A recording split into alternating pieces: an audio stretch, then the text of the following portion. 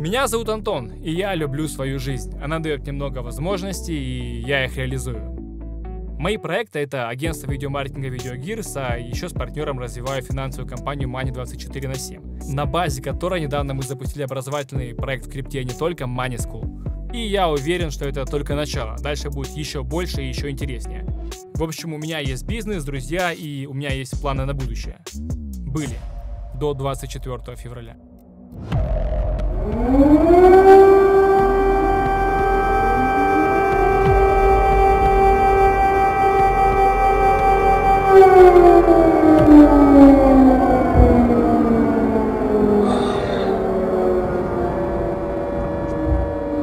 Вот так начинается утро в Харькове.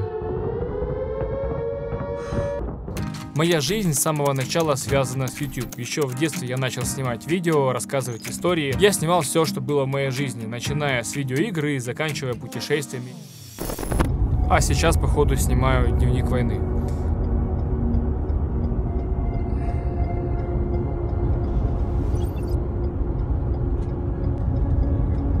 Там какой-то...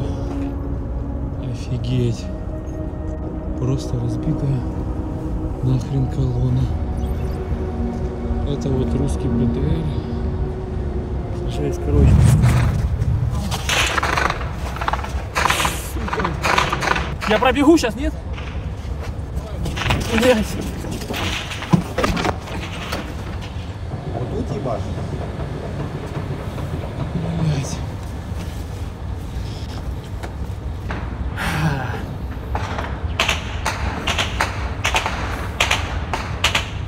Это реально, это Харьков. Я просто ехал в свой офис. Что делать? Что делать? Как мне уехать отсюда?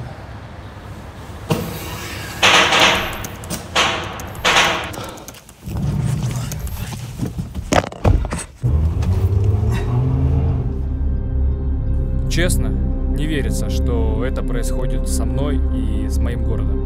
Всю жизнь смотрел фильмы о войне, играл в игры о войне, но никогда не думал, что увижу это все сам. Несколько недель я пытался жить в новой реальности Харькова, но становилось все сложнее. Мой район начали бомбить. Я остался без связи, без электричества и решил уехать. Короче, прежняя жизнь тут закончилась, а мне не верится, что это все реальность.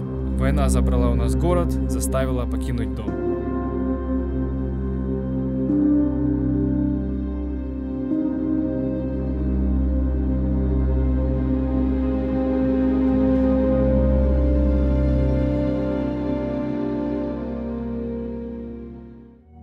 Я приехал в Киев.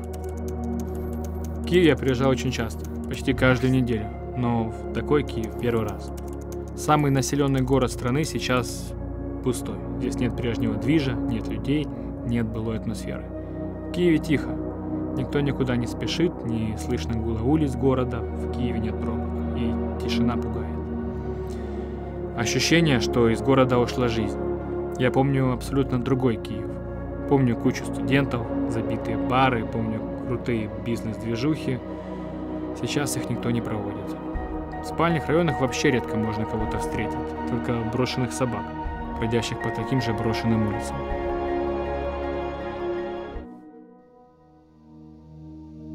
Но если знать, куда ехать, то можно найти людей, которые остались в Киеве и продолжают делать свое дело. Это волонтеры. Я встретился с Гая.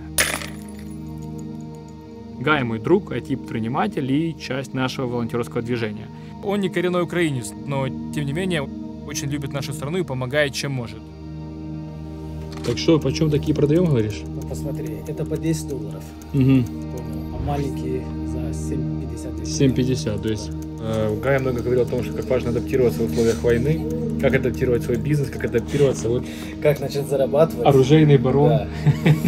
Вот оно, ребята. Гай легко может выехать с Украины, в отличие от меня. То есть, почему он тут сидит? Ну, во-первых, Гай патриот. Сейчас я вам кое-что покажу.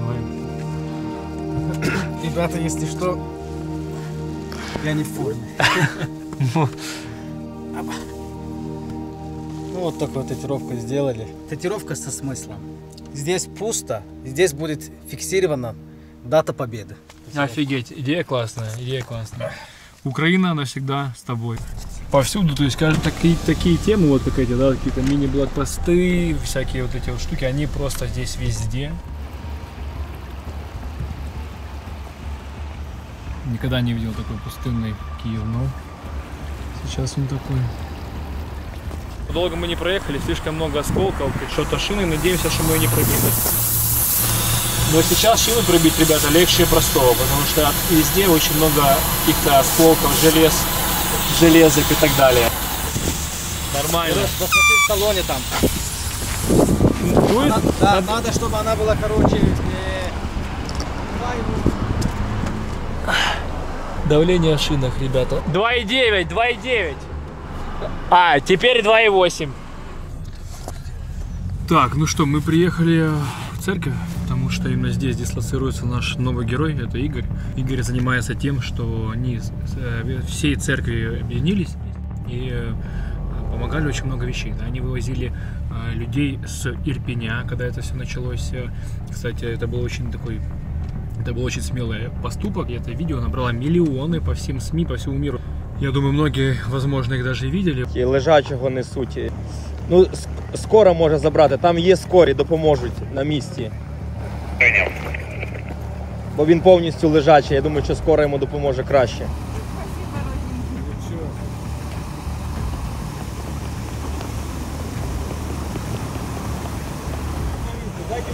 Да, хай проходять.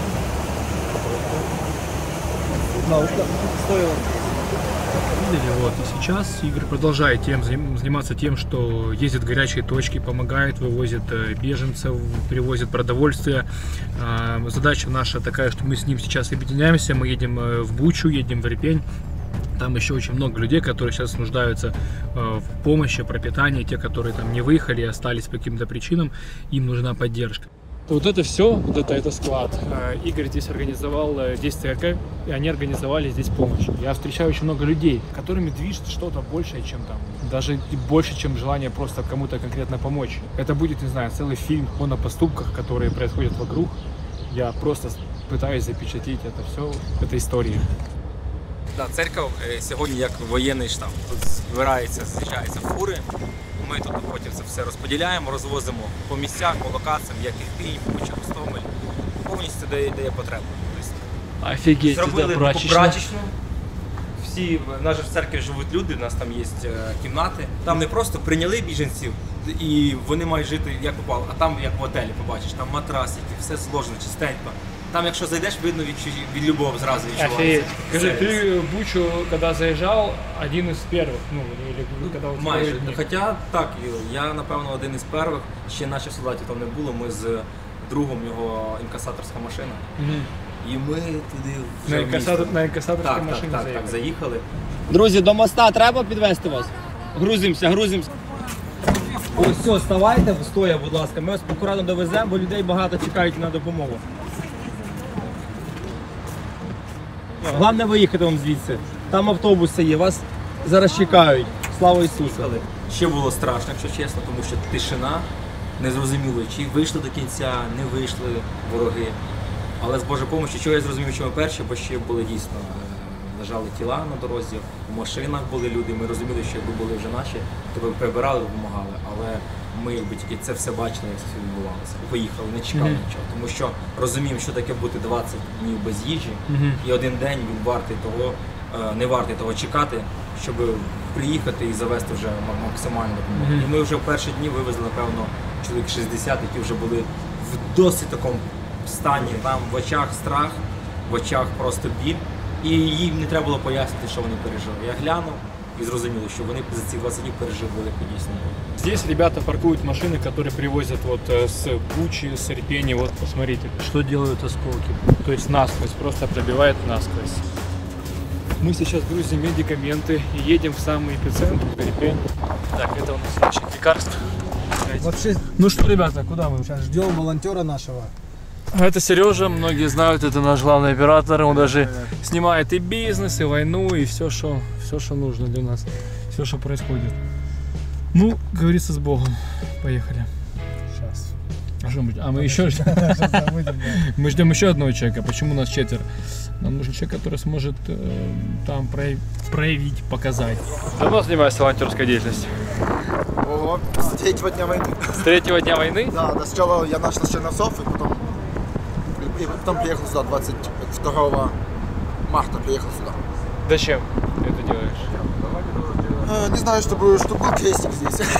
Чисто ради крестика. Если серьезно, потому что, не знаю, вот чувствовал, что меня когда Бог призывает, и я решил в Киев поехать. Здесь очень сложный въезд, потому что, логично, что только-только ситуация нормализуется, и здесь еще все заминировано. Сегодня буквально там пару часов назад взорвалась машина на мосту, в общем, происходит еще здесь опасно. Вот по дороге подвезли человека. Скажите, а как было у вас? Вы сразу эвакуировались в первые дни? Мы 2 недели сидели. 2 недели сидели здесь? Да. Офигеть. Понимаю, это ужас, это 2 недели, как они прожились? Ну, сначала ничего не понятно, потом света нету, потом газа нету, воды нету. Все, как первобытные люди. Да, спасибо, все, удачи вам, удачи.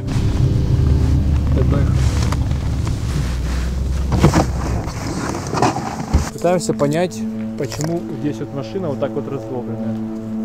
Ехал танк. Вот вам ответ. У каждой такой машины есть своя история, которую мы не знаем. Человек куда-то ехал, что-то планировал, что-то делал, и все заканчивается. Это страшно.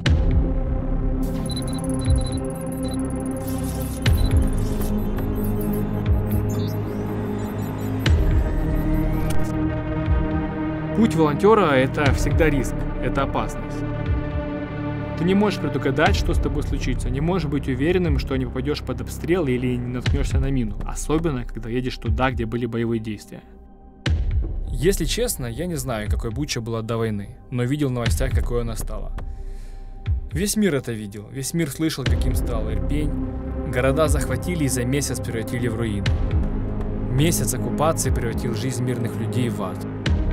Мне сложно осознать весь ужас, который здесь творился, и не по себе от того, что делали с людьми. Грустно на это смотреть и больно от того, что дети растут среди войны.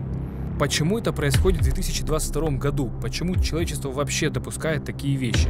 Буча, Ирпень – это символы жестокости. Здесь когда-то была жизнь, и ее уничтожили.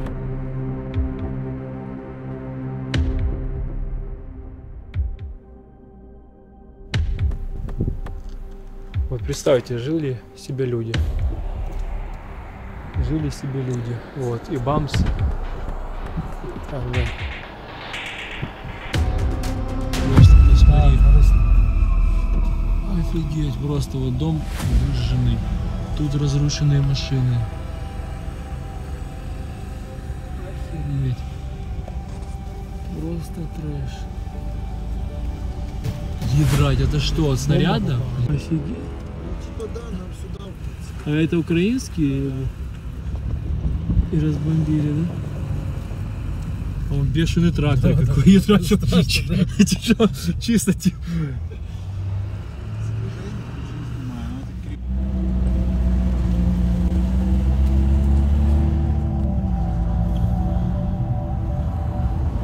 Вот такие гильзы валяются почти по всей дороге вот здесь, в Буче, просто они под ногами. И это... Это патрон, да, от нигеля. А, это патрон, это обычный патрон. Это сейчас, если там сзади ударит, то будет бум. Ага.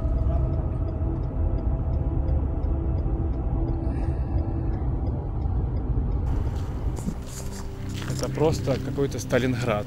Есть многоизвестная журнальная обложка, которая облетела весь мир, где Буча и его улица с большим количеством техники. Это вот эта улица. Почему такое все черное? Это все масло вот этих танков, которые разбомбили. Танки вот только сегодня вывезли, но видите, следы их еще тут очень много остались. Сережа, какие мысли у тебя после того увиденного? Да? Люди строили, жили.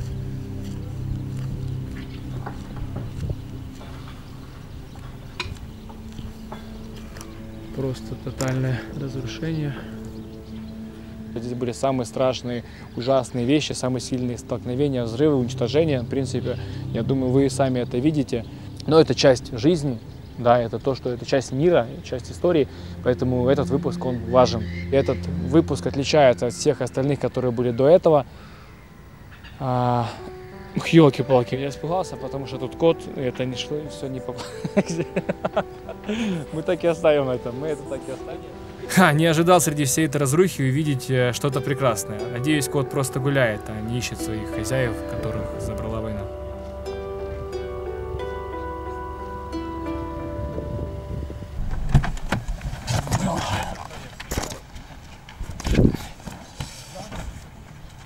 Ох, ёлки-палки. Ящики с патронами, все здесь валяется. Это русские. Осколок фугасный, это были где-то под снаряд. А вот это здесь электростанция была, да? Ну вот это есть. Да, это все была станция, вот там, и здесь была дислокация русских танков. Они здесь русские танки стояли? Они здесь стояли и бомбили вот туда все в пустом. А что не выбрали именно электростанцию? Они себе здесь, я знаю почему, они себе здесь выбрали такую базу, здесь они все оборвали полностью. Все оборвали? Да. И вот в этом доме тоже, там каждая дверь взломана. Короче, вот это вот стоянка мертвых машин. Ну это жесть, это полный трэш, ребят. А вот, смотрите, на этой машине вот форма русского солдата с георгиевскими ленточками.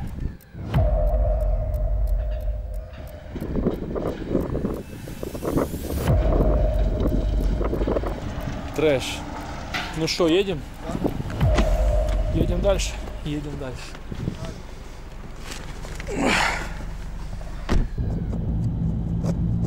И сейчас направо. Впереди дым. Мы едем прямо в него. Вы отсюда, да? Да, Видишь, как вы уезжали или туда оставались? уезжали, но мы эвакуацией занимались людей. Ага. А здесь кафе, говорите, еще вчера было целое? Вчера было целое, да. Может быть, мина была или что здесь было, что, ну. А дом у вас хоть цел, все в порядке? Ну, залазили, да. Ну, К вам залазили? Да. Украли что-то? одеяло, пуховик и тумбочки перерыли. Ну, вообще бред Одеяло, просто. Да, одеяло. Стекло разбитое, ну, такое. По сравнению с другими, это... Ладненько, ребят, надо ехать. Все, удачи, Да. держитесь. Всего хорошего. Ну вот говорят, что этот дом еще вчера был цел, ребята, на секундочку. Взорвалась какая-то мина.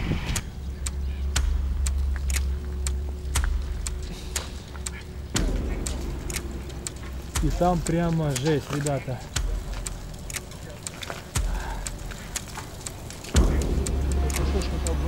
Какая херня какая.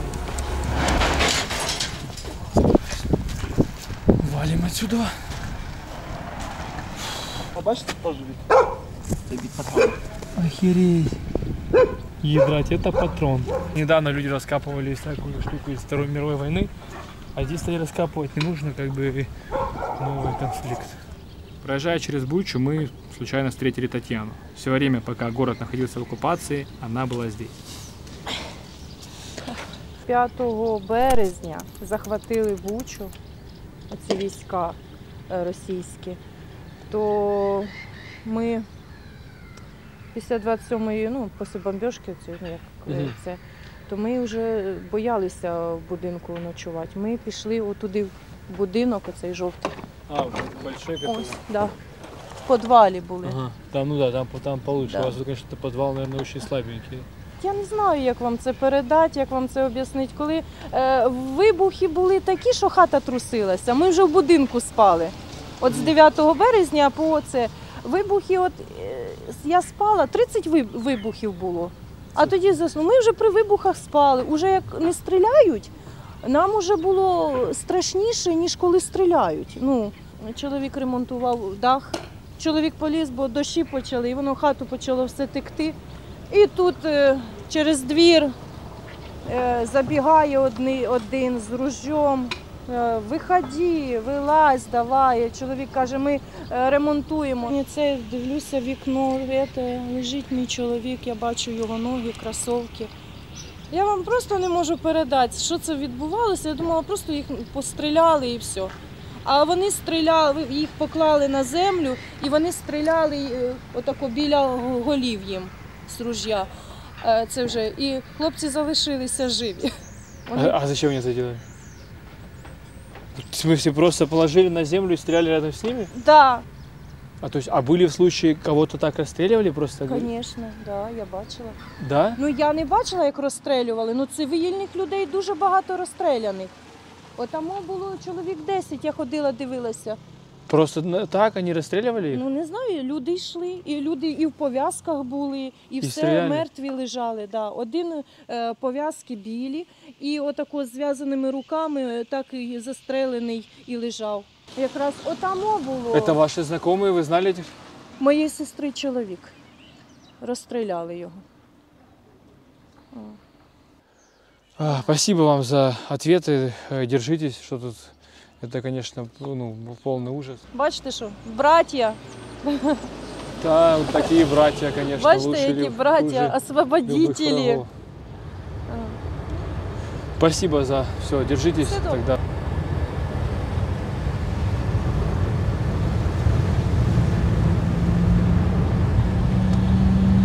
А вон, посмотри, ядрань. Тут обычный район какой-то, здесь свалка сгоревших машин.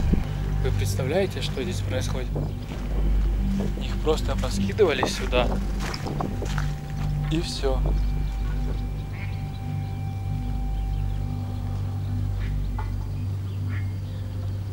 А вот и первая машина с буковкой V. Те машины, на которых они перемещались, они их помечали буковкой, вот эти своими Y, Z. Смотри, написали.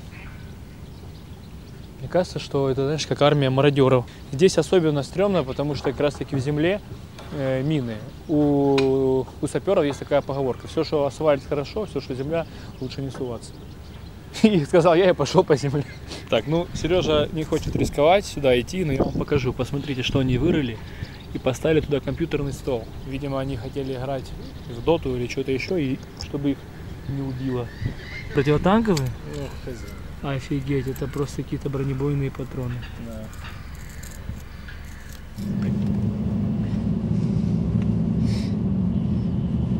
Это ракета. Человек едет на велосипеде, здесь вот. А що це, хлопці? Це, мабуть, град. Это град? Да. Ну, або град, або смерч. А ви тут місцевий, так? Ні, я мешкаю ось тут, ось Історична вулиця. Ага. Ось. А перебували під час всіх цих событий, це 4-й гуртожиток. Вот там было убежище, да? Ну так. Вы не эвакуировались, все время были здесь, да? Ми вже у 2014-му з Луганщини приїхали, вже там Офигеть. один раз перестріли це все, вивезли сім'ю, тепер сюди. І заново. приїхали. Ну, зараз ми вже не стали переїжджати карму вже. До кінця добити, щоб вона за нами не ганялася. Человек уехал от войны с Луганска, приехал в Киев и снова попал в одну и ту же ситуацию. Едем, вот здесь вот грузовики с буквами В. Мы думали, тут не проедем. А тут, ну тормозни чуть-чуть. Тут можно проехать.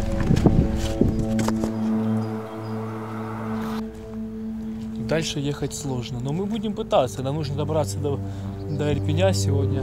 Да, придется ехать немного странным путем в объезд, но что сделаешь, если дорога перекрыта? Мы не рассчитывали на такой маршрут и, надеюсь, по пути не найдем какую-то мину. У нас есть определенная задача, я считаю, что это миссия показать правду, показать то, что творится, и задать главный вопрос, почему это происходит в 2022 году, почему человечество вообще допускает такие вещи, это сплошные разрушения, это жесть. В общем-то, мы сейчас находимся на базе отдыха, я не знаю, как она называется, но ее уже нету, в принципе.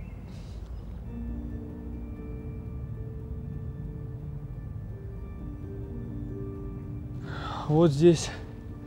Так это гранатомет. Его можно ногой трогать? Гранатомет какой-то, короче. Русский. РПГ-22.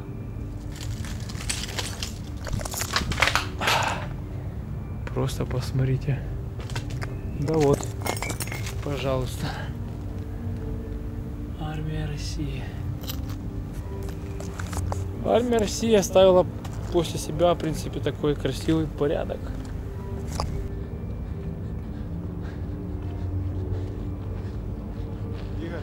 Поехали, да, тут делать нечего.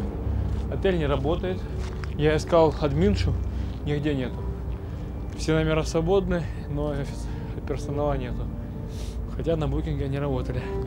Едем дальше.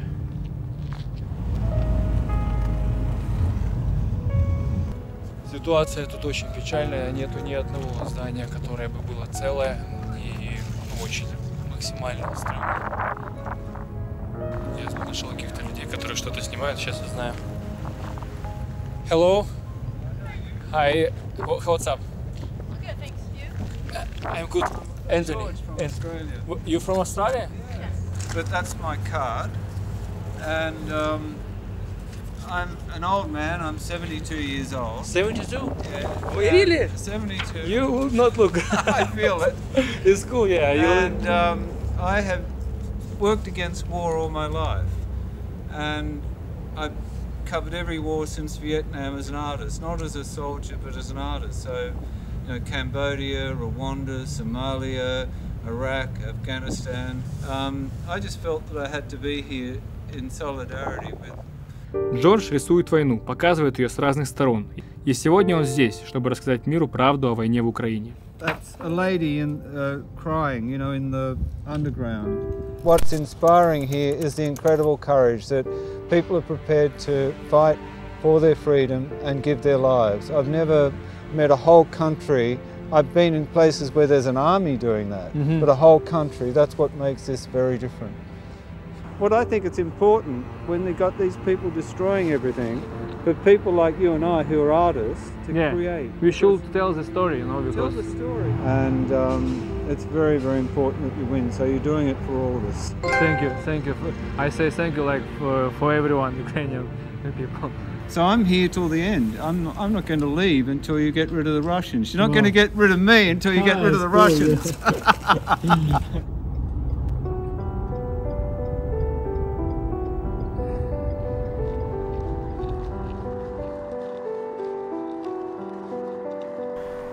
Это дикие лошади какие-то. Офигеть!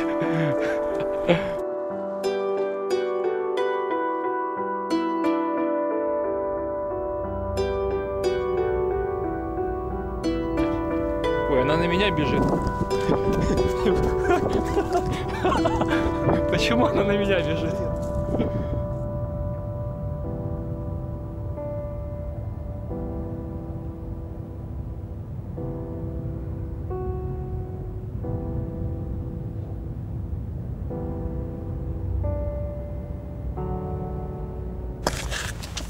Так, это поликлиника. Мы приехали уже на место, и сейчас будем это все отвозить. Вечер, через полчаса комендантский час, немножко стрёмно. Помогать людям – это важно. Да, бывает сложно доехать или страшно, но ты все равно едешь. Ты знаешь, что тебя ждут, и это придает сил двигаться дальше. Наш ящик лекарств – это, конечно, капля в море. Но из этого и состоит большое общее дело. Каждый такой ящик может кого-то спасти. День подошел к концу. Вот сегодня у нас был очень насыщенный день. Я сейчас где ночую? У Игоря Пороха, трейдера, которого небезызвестного трейдера. Слушай, Игорь, что ты скажешь? Что ожидаем? Я сегодня, правда, делал, точнее говоря, выпуск. Надеюсь, удалось посмотреть. Сейчас ожидаем по битку. Мои цели ближайшие это $37 тысяч. Может, кстати, подвинуть показатель. 37 тысяч. Да. Вот я ожидаю где-то движения вот к этой восходящей не тренда 37,5 где-то вот, грубо говоря, вот здесь жду. Слушай, вот такие события, например, они связаны с войной или нет? Это цепная реакция, все. Во-первых, смотри, как фонда начала падать. Вот сегодняшняя... Фондовый рынок. Да, вот сегодняшняя свеча, да, то, что мы видим по битку случилось, это инициировало фондовый рынок. Зато золото, скорее всего, подросло. Сначала происходит какое-то волнение. Перетекают деньги. Вот смотри, допустим, в это время, когда фонда падала, золото, видишь, поднялось в цене. То есть переливались деньги из фонды в золото, потому что золото во время волнений на финансовых рынках самая лучшая вещь – это там обезопасить свои деньги. Потом, когда уже ситуация стабилизировалась, золото выходит и заходит в рисковые активы. Сначала заходит в акции, а потом процентов 10-15 достается криптовалютному рынку. Потому что все сегодня поняли, насколько важно иметь определенную подушку безопасности или какую-то определенную подушку денег на какой-то определенный случай. Потому что многим сейчас, я знаю, вижу, колоссально не хватает денег, потому что они, допустим, там, получили какой-то гонорар, купили машину, получили гонорар, купили квартиру. То есть они как бы вкинули все в неликвид. Ну, это ликвид, на самом деле, я говорю про то, что... Но не это... в условиях войны. Да, но не в условиях войны, потому что, допустим, куча квартир, машин, а продать их некому по факту. И это показывает, насколько важно быть финансово грамотным, чтобы у тебя были деньги в кэше, у тебя были деньги, окей, там, в машинах, там, в недвижимости, но чтобы у тебя были деньги еще, допустим, там, в каком-то ликвидном активе, который ты можешь любому человеку продать даже во время войны. Ночью написали сообщение. Завтра снова будем ехать и везти гуманитарную помощь в Харьков, в мой родной город. Я стараюсь помнить его таким, каким он был до войны. Стараюсь, но, блин, судя по новостям, там все печально. Харьков бомбят, там умирают люди, мои коллеги-волонтеры вчера погибли от взрыва. Стремно ехать, но даже не из-за того, что могу погибнуть. Я боюсь увидеть свой город в разрухе. Боюсь узнать, что меня больше нет дома. Вспоминая Бучу и Ирпень, представляю, какая картина меня ждет.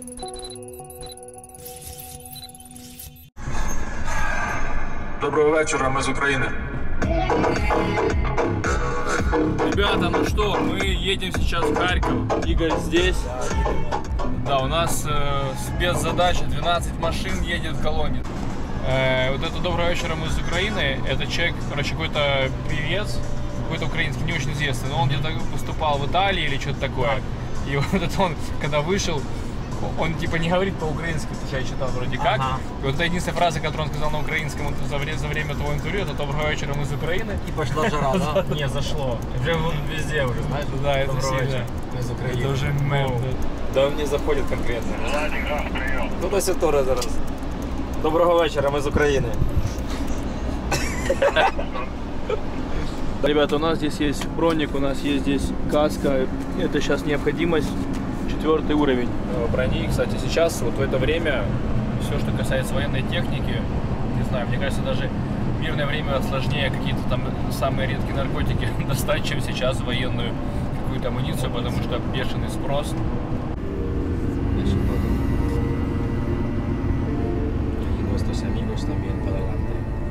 Ребята, это такая огромная колонна. Честно говоря, немного стрёмно, потому что вот только что общался с человеком, там просто какая-то чуть ли не ковровая бомбежка, весь центр постоянно не утихает, постоянно что-то взрывается.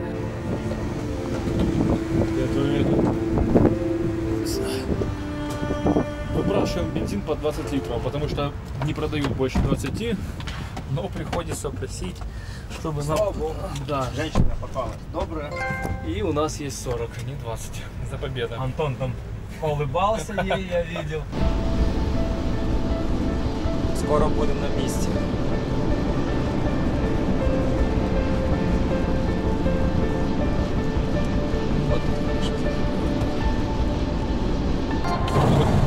Это наша колонна.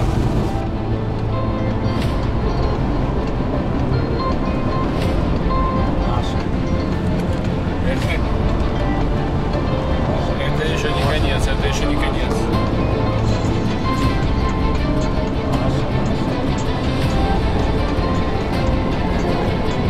Тут такой огромной длинной колонной мы сейчас заезжаем в Харьков. Я дуже радий, що ми доїхали і зможемо людям, які чекають, допомогти. Я радий, бро, дуже радий. Прийнято, братику, дякую. Я дійсно радий, дякую. Да. До войны я много куда ездил по работе и не только. И не раз возвращался домой по этой дороге, но сегодня все по-другому. То, чего боялся, сейчас перед глазами. Харьков, который я так любил, стал другим. Знакомые места уже не те, звук города не тот. После тихого Киева в Харькове очень громко. Город рядом с границей, и если в Киев могли долететь только ракеты, сюда прилетает все. Харьков бомбит даже авиация. Каждый прилет забирает то, что я люблю, уничтожает часть моего города, забирает жизни. Сотни жизней мирных людей, которые никому ничего плохого не сделали. Люди остаются без крыши над головой, дети без родителей. Я до сих пор не могу поверить, что это не фильм, что эти разрушения реальны. Внутри пустота, и пока нечем ее заполнить. Не знаю, сколько нужно времени, чтобы все это отстроить. Возможно, когда город восстановят, он будет даже лучше, но это не будет тот Харьков, который я знаю.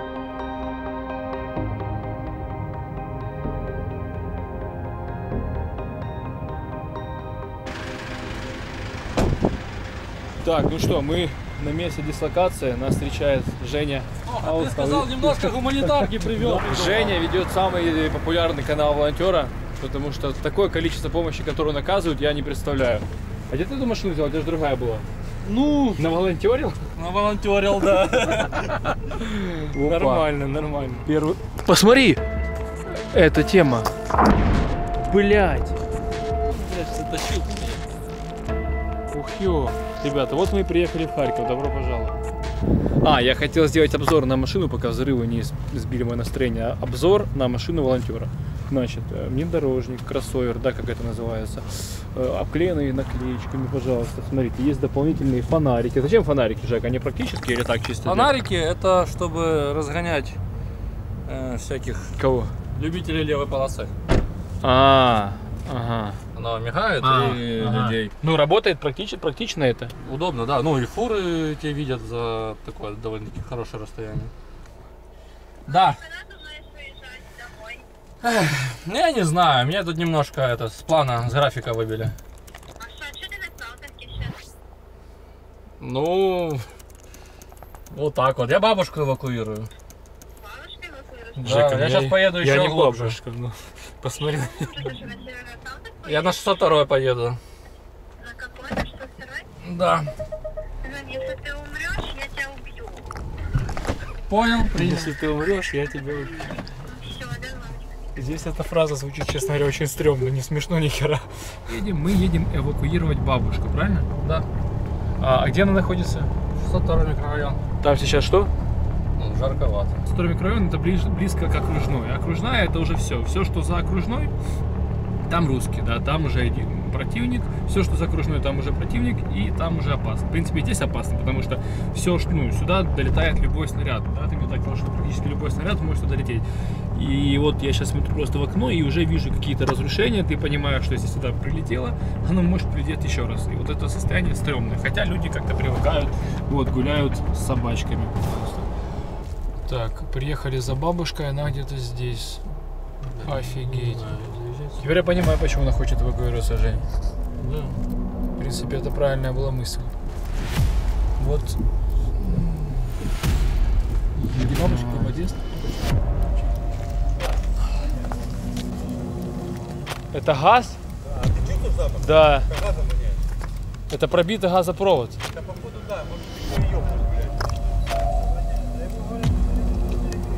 Ну да, это не, я чувствую, Пропан, офигеть. запах пропана, блядь. Так там слышно, вон, что-то там шипит. А когда это прилетело? Сегодня ночью. Сегодня ночью. Да, в час ночи это. Где-то одна ракета, а потом где-то. Говорят, что одна, а потом три, а потом три сразу подряд. Вот у нас товарищ лежит. Нету? Три трупа. Да, три трупа сразу. У нас знакомый вот был. Нет. Ребята, здесь очень серьезная движуха. Так, вот наша бабушка, которую мы эвакуируем. Добрый день. Здравствуйте. Так это как, это ракеты они были или что это? А? Свист был, потом взрыв. Офигеть. Вот свист такой, бабы. Что вы думаете делать дальше? Вы будете выезжать отсюда? Да. Когда планируете? Я не знаю. Сейчас в холодильнике все освободим. С бабушкой даже невозможно было. Ну да, да, Поймите да. правильно. Потому И что сами тут не вариант совсем. Туда очень опасно.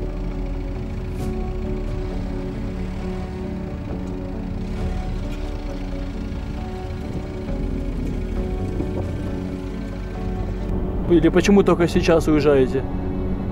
Почему только Да, сейчас? да, да. Я не хотела ехать. Это нахально меня заставили уже ехать. Да? Вы не хотели? А почему? Опасно же.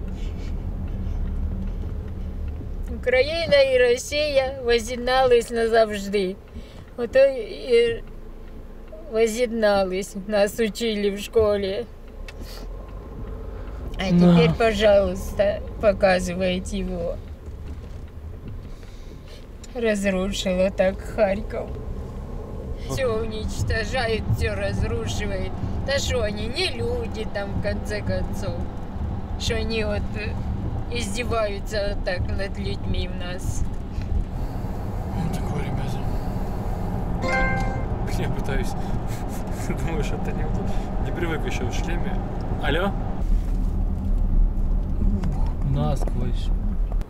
Ну, у тебя запал есть, я смотрю, ты горишь энергией. Что тебя в такие сложные времена, что наоборот тебя в этой всей истории, ну, какие-то... Люди. Почему, что тебя заряжает? Люди. Они, ну, благодарные люди, их сотни. И они пишут сообщения, они звонят. То есть бывает такое, что ты, ну, вымотан, ты же целый день работаешь, звонок там 8 вечера, и ты такой, ну, кто звонит в 8 вечера? И ты такой, и ты все равно берешь трубку. И они такие, добрый вечер, хочу вас поблагодарить, мы получили лекарство. И ты такой сразу растаял, вот это вся, вот это твое это, и ты такой сразу, да. И все, и у тебя энергия, ты еще 2 часа там можешь, и до часа ночи заявки типа формировать. Поэтому это вот люди, эти лица. Я уже из опыта вижу, что мы очень сплоченные ребята, и каждый день появляются все больше и больше друзей, с которыми ты реально годами не общался. И я думаю, мы за счет этого и победим, чисто за счет слаженности. Класс. Женя, спасибо тебе, что уделил время, тем более с твоим загрузом, это очень, очень ценно. И Женя нам не только, во-первых, уделил время, Женя еще помог и организовал даже технику, потому что как бы так получилось, что в Харькове с этим очень плохо, я об этом не подумал. Да, поэтому тебе двойное спасибо. Вот, все, удачной дороги в Днепр еще раз. Поехал. Все, вам удачки. Я думаю, что там теперь вы хотя бы отойдете от всего этого. Пару дней отойдете от атмосферы и придете в себя. Все, удачки вам, хорошего всего.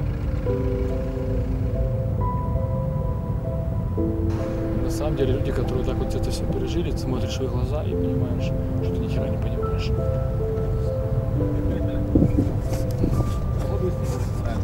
Что бабушка пошутила, что да? Сказала, что она никакой не слышит.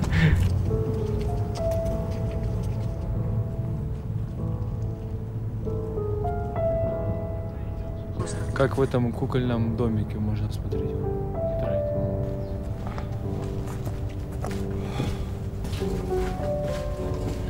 Кошка.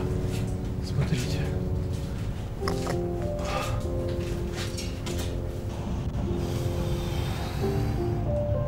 Одно дело, когда ты читаешь новости, когда ты смотришь какие-то видео, и совсем другое дело, когда ты находишься непосредственно здесь.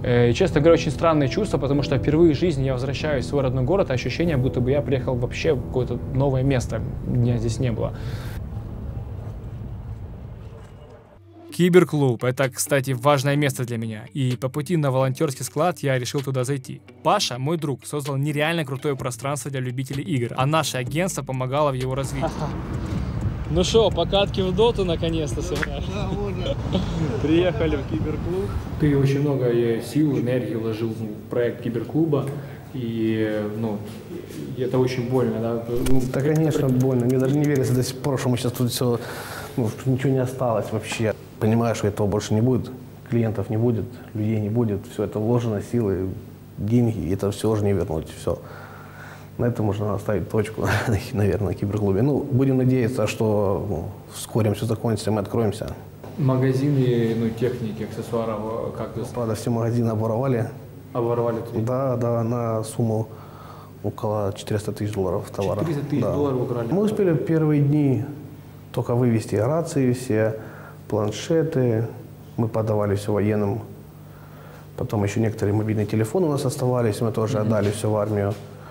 Ну и все. А на третий день нас там ноутбуки, все это такое, все дорогое украли. Офигеть. Да. Квадрокоптеры еще тоже мы отдали первые дни военным, а все остальное ушло.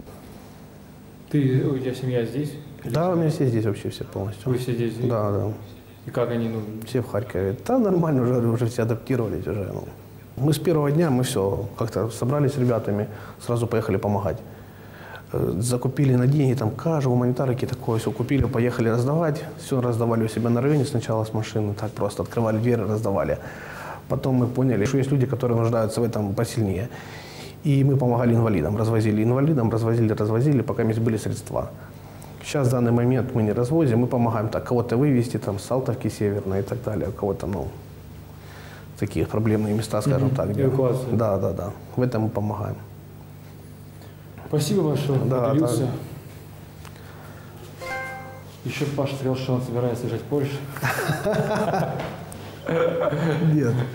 Не. Все, я тут до конца. Спасибо.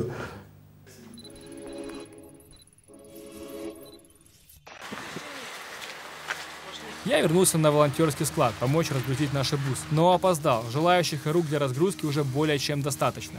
Настолько слаженно здесь все работает, я просто в шоке. Люди тут как муравьи, чем их больше, тем круче их сила.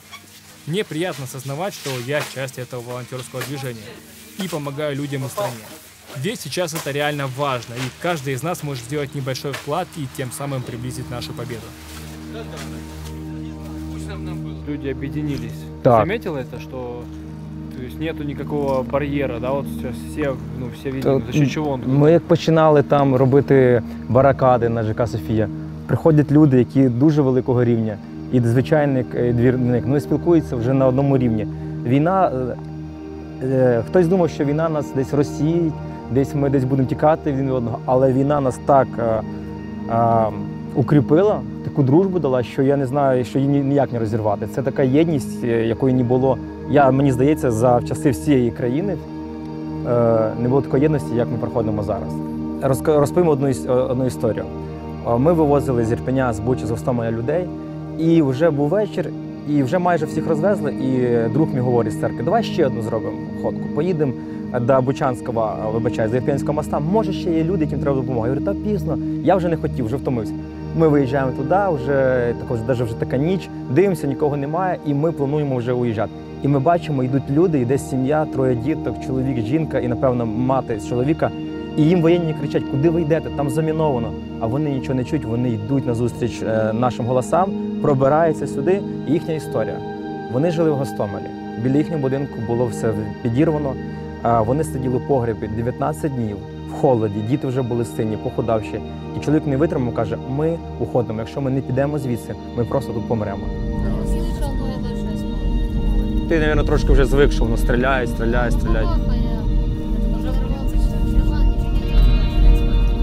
Нічого, ми раді, дякуємо Богу, що ви вже на цій стороні. Зараз ми зробимо все, що в наших силах, ми допоможемо вам. Вони від голоду, в них не було навіть що їсти, розумієш? Сидіти в підвалі чи вийти і все-таки мати надію добратися до нас, до українців, вони пішли. І Бог їх зберіг, і дякуємо Богу, зараз вони щасливі, і вони на місці, і в них все добре, і слава Богу за це. Ми вже перемогли, тому що ми на стороні правди, ми маємо зрозуміти, ми ні на кого не нападаємо, ми нікому ніколи не бажали ніякого зла, наша країна, вона вже переможе, вона вже перемогла. Ми вже на шляху до перемоги, але тільки треба часу. І поменше цих моментів. Так, це так. Да, ми є на стороні правди, і Господь допоможе нам це все перемогти. Клас, ну тут вообще сильно. Тут и одеяло, и подушки. Получил информацию, что людям в метро очень нужны теплые вещи и пауэрбанки. Хорошо, что часть из этого мы взяли с собой. Поэтому, ребята, мы едем в метро.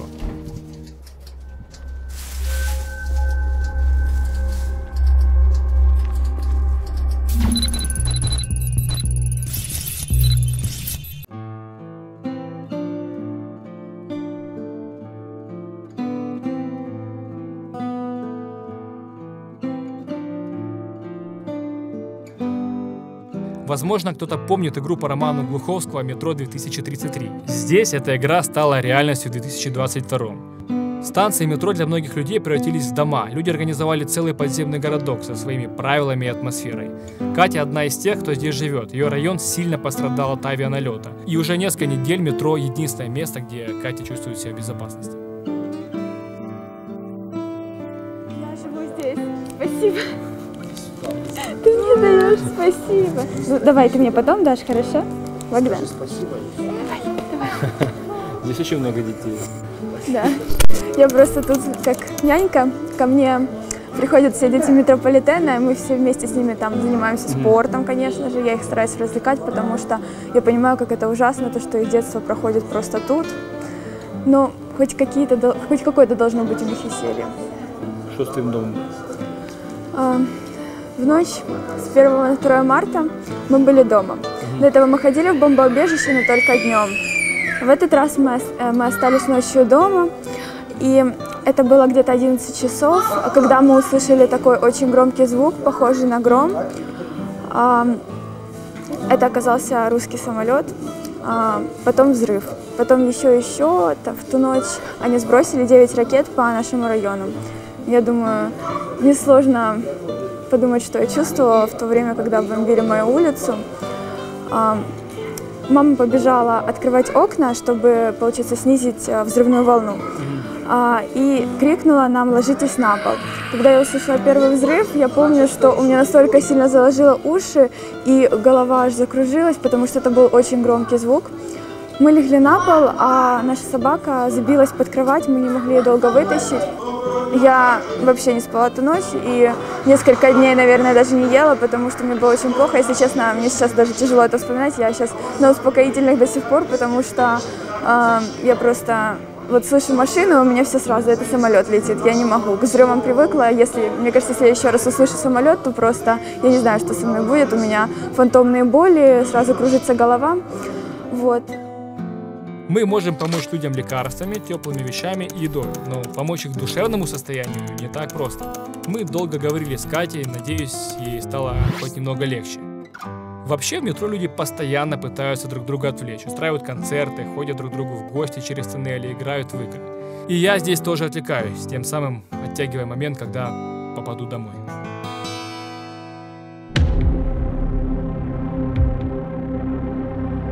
Я еще долго гулял по знакомым улицам, пытаясь среди этих руин найти хоть что-то из прошлой жизни, что уцелело. Но картина жуткая. И находиться здесь довольно-таки опасно. В любой момент может прилететь. Понимаю, что уже пора. Пора идти домой.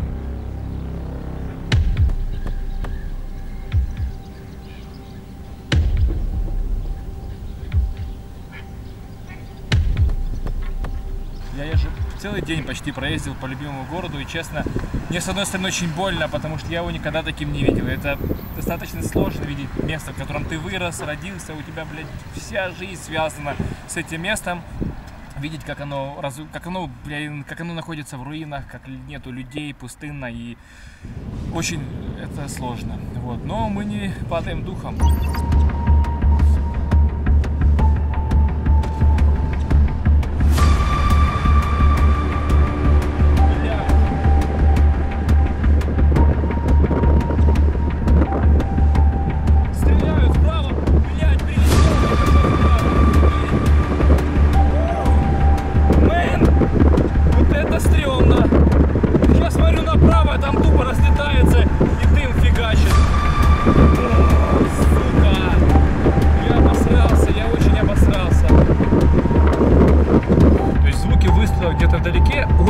Отличаются от звуков взрывов, которые прямо здесь происходят. Поверьте, это очень различается.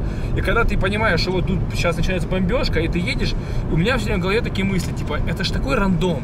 Что делать? Надо ехать быстрее, или наоборот ехать назад, или притормозить? Понимания нету. Ну потому что это обстрел, он идет как-то вот так хаотично, ты не можешь предугадать. И в этот момент я все время думаю, блин, вот сейчас если случится, это ж фиаско, я ж столько всего не успел, я ж еще ничего не сделал, типа, зачем это? Зачем я сюда поехал? Почему я тут? Что такие мысли? А потом, когда ты выживаешь, это проходит, и ты думаешь, блин, ну, да фигня это все, вы что, прикалываетесь? Вы что, прикалываетесь? Сейчас поедем еще, покажите куда. Как-то так это происходит. Это вот, смотрите, салоны, разбитые, все, взорванное, это... Люди, которые остались здесь, они сознательно приняли риск по факту, что они могут умереть в любой момент, в принципе. И жить вот с этим пониманием, если честно, это какое-то определенное, это что-то другое. Я смотрю на людей, они другие, они живут сегодняшним днем. Они не думают, чтобы сделать, чтобы там себе что-то в долгую. Сейчас я могу помочь, сейчас мы можем сделать что-то и так далее. И это хорошо, этого достаточно. Если вечером ты жив, это уже хорошо.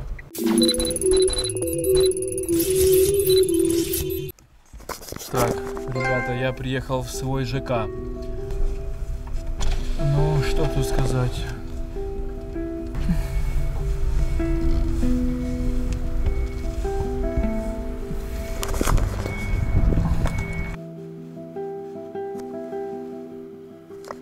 Просто в стене дырка. Вот представляете, когда летит такой взрыв, как сильно летят осколки, что просто перевернуться.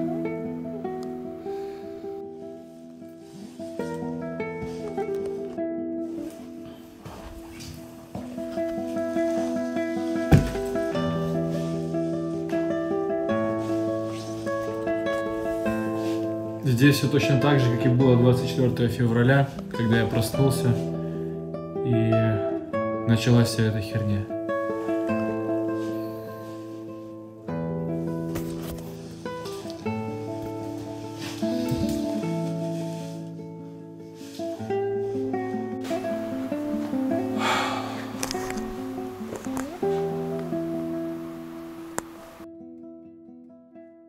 Честно говоря, грустно и страшно, наверное, не от того даже, от чего в первую очередь лезут мысли, да. Это район, где здесь оживленный достаточно район, постоянно катались машины, у меня очень молодежный ЖК, где много людей, постоянно был какой-то движ, и вот я сейчас нахожусь здесь, и вот это вот ощущение максимально, знаете, какое страшное, когда вроде бы все вещи здесь, все точно так же, как и было, когда я оставил эту квартиру. Ну, все выглядит так, но нету жизни. Просто здесь нету никакой жизни. И это реально от этого становится не по себе.